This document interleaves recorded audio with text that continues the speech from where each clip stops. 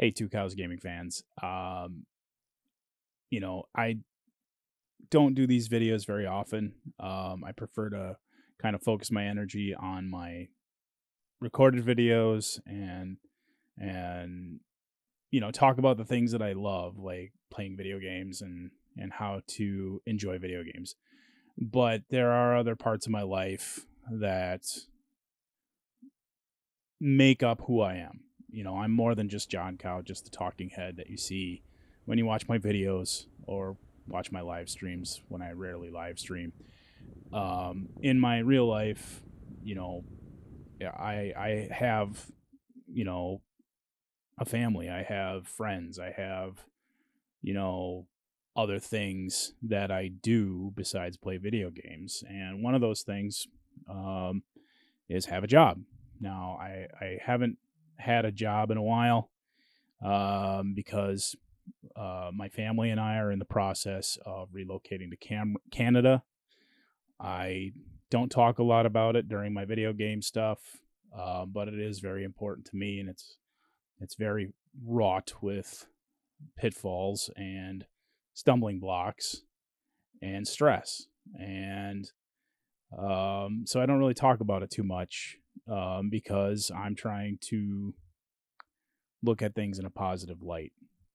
And I'm not going to get into the whys or hows or the reasoning behind our relocation. All I'm going to say is that we have very good reasons. And it was a decision made by my family. Now, that doesn't really change what I'm going to do online as far as streams or my video game reviews or any of the other videos that you enjoy watching from me. It just changed the geography. So, but what I really want to talk about is kind of my life leading up to this. And I know some of you who are friends of mine know kind of what I've gone through over the last 5 or 6 years. And a lot of you who've known me longer know some of my other struggles. We're not going to get into those here, other than to say in 2020, I had a significant mental health crisis that resulted in me being hospitalized twice. And I wasn't okay for the better part of a year. I was barely functioning. Mom Cow, my wife, and Dom Cow, my son, were very much worried about me. And I was very close to ending it all. And fortunately for me, I had a partner and a family who cared and who were dialed into what I was going through and knew what I was struggling with. At the time, I was working in a very toxic work environment for a very toxic corporation in insurance. And I was dealing with people in management who were more concerned about the profit of the company, which at the time was one of the most profitable companies, insurance companies in our state. And that was kind of what they were pushing. They weren't really pushing a healthy work environment. I worked long hours, often 60 to 65 hours a week, sometimes even longer. And I was absolutely miserable because I was getting it from my managers and my higher ups, while at the same time trying to work with people who were going through the worst days of their lives. They were in car accidents. Many of them were living paycheck to paycheck, like all of us. And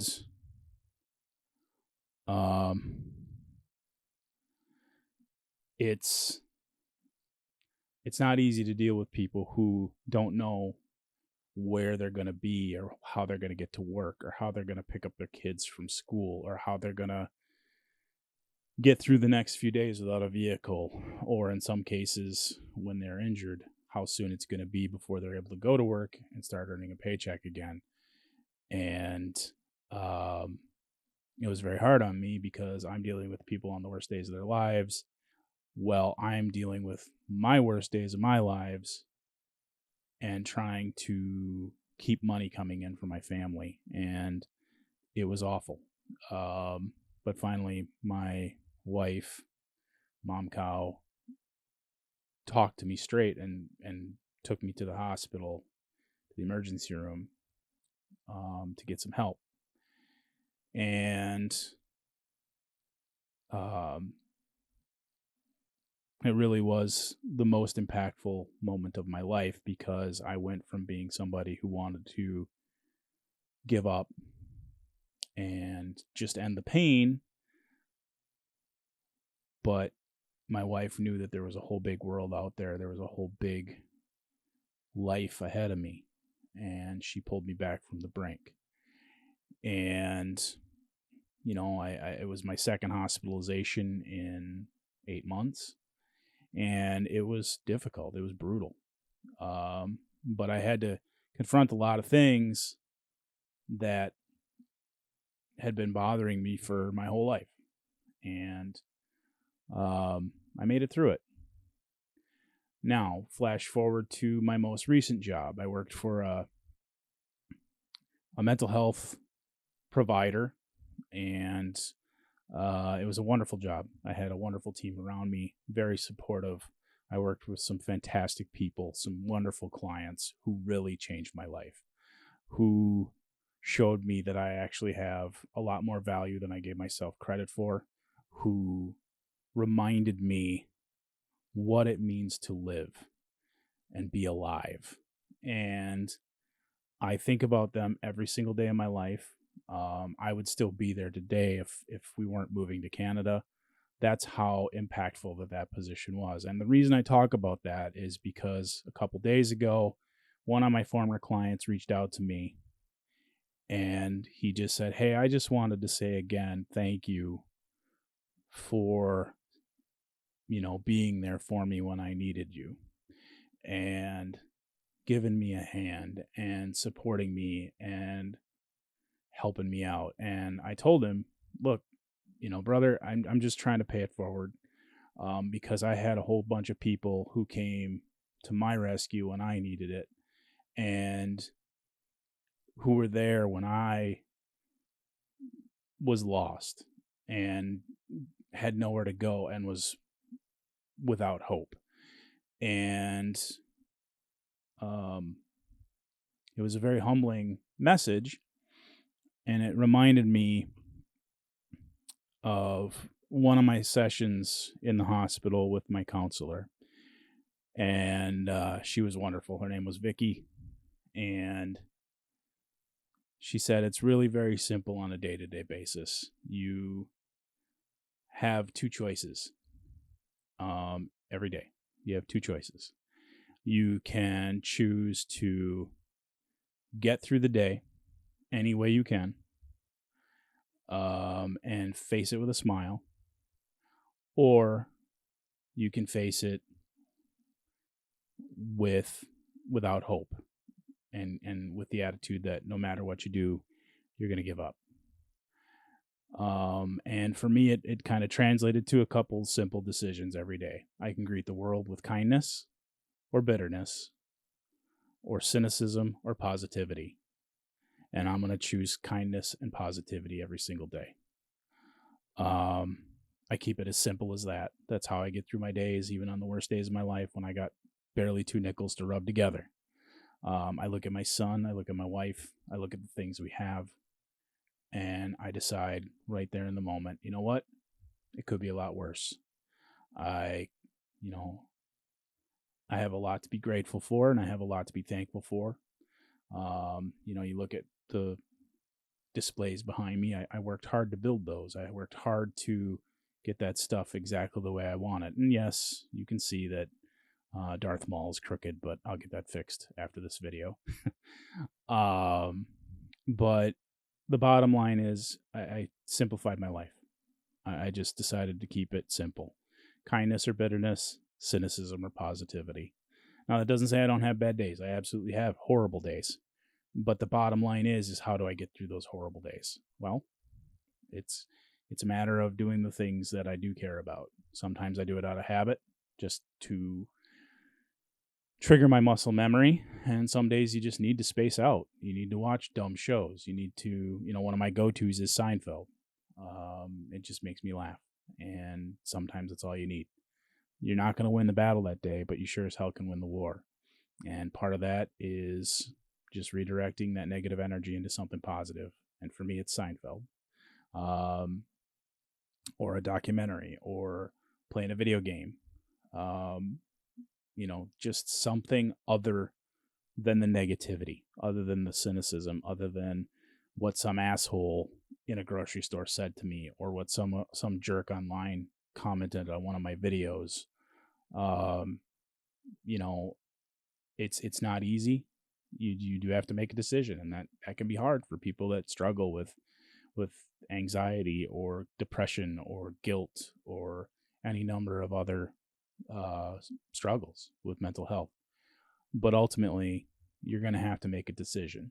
And I choose to be kind. I choose to be positive, and I choose to push people when maybe they don't want to be pushed, and show them that, hey, you have something to offer the world. You have something to give the world. You may not think so in the moment. You may not believe it in the moment, but it's true.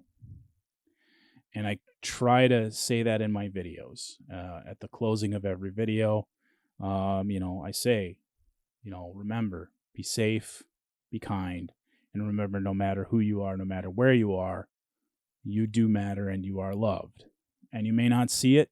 You may not know who those angels are. You may not know who those people are for you, but you will, you will leave a hole if you ultimately choose to end it all.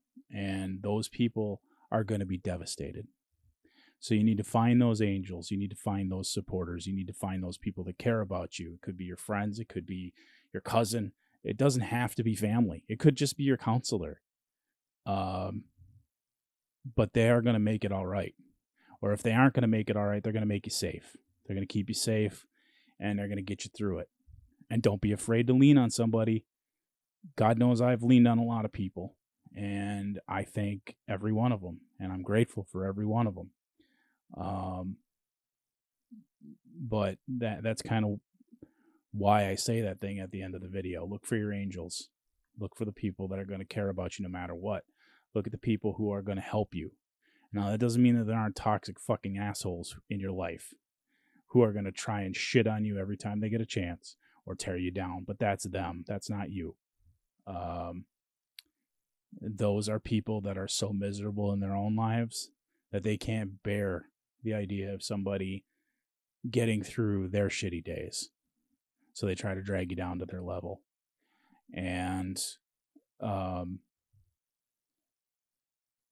guess that's why I say those things that I do, and I try to stay positive, and I don't get into big spats with trolls if I can avoid it. Yeah, I've had a couple of bad comments in some groups, but I leave those groups if they're too toxic. When you're in a Facebook group or a community somewhere else online on Discord where it's pretty toxic, I try to leave those groups because they don't serve me. They don't help my happiness. They aren't my destination. And so just try to remember that as you're going through your days. Don't feed the trolls. Choose kindness, choose positivity, because that's gonna win every time. And the last thing I want to talk about is every day, and I'm stealing this from somebody else. Not a lot of you know this guy, but I know him, not personally, but I remember him, and he was an NCAA basketball coach, and his name is Jimmy Valvano. And I'm going to link a video to a speech he gave at the ESPYs. The ESPYs are kind of like a big recognition award for personal achievement, personal success. And Jimmy V was diagnosed with cancer, and it was a death sentence. He knew he was going to die from cancer. And he gave this amazing speech. And, excuse me, and I still watch it once in a while because it puts a positive spin on things. that even if you're dying from cancer, even if your body's riddled with tumors, you can enjoy a moment. You can be alive and you can exist. And he says towards the end of his speech, there are 3 things that you need to remember each day. Laugh a little, think a little, and cry a little. And that's a pretty big day. That's a pretty good day. And that's true. And the last thing that I would share from that speech is at the very end, he said, don't give up. Don't ever give up. Because that's the only time you ever truly fail. So I'll link that video in the description, but I just wanted to share that with you because I think the world needs it these days. They need that positivity. They need to know that everything's going to be okay, even though it doesn't seem like it. And they need to know that there's still goodness and there's still hope in this world. So hopefully you get something out of this video. And I hope you enjoyed the images of Lake Superior that I'm going to share, or that I've shared. But there is goodness. There is hope in this world. You just got to know where to look. And you got to win. You got to take the small wins sometimes and just be grateful for those, because some days that's all it's going to get you through. So one last time, before I go back to regularly scheduled programming of Raid Shadow videos, Shadow Legend videos, and my retro RPGs and my Madden games, just remember, to be safe. Take care of yourself. Be safe. Make sure you're safe. Be kind. You don't know what other people are going through on a daily basis. You don't know what kind of shit they're dealing with. You never walked a day in their shoes. And above all else, remember, no matter who you are, I don't care if you are the veteran on the street who needs a house or needs a meal. I don't care if you're a homeless teenager who doesn't know where they're going to sleep at night. No matter who you are, no matter where you are, you do matter. What you're going through matters. What you're dealing with matters. And lastly, you are loved.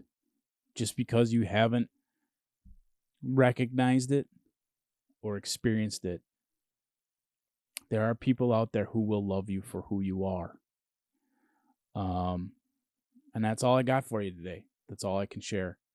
So I hope this finds you well. I hope that this hits you where it counts, where it matters. And hopefully you take that into consideration the next time you want to dash off mean comments, or you feel bitter, or you feel angry.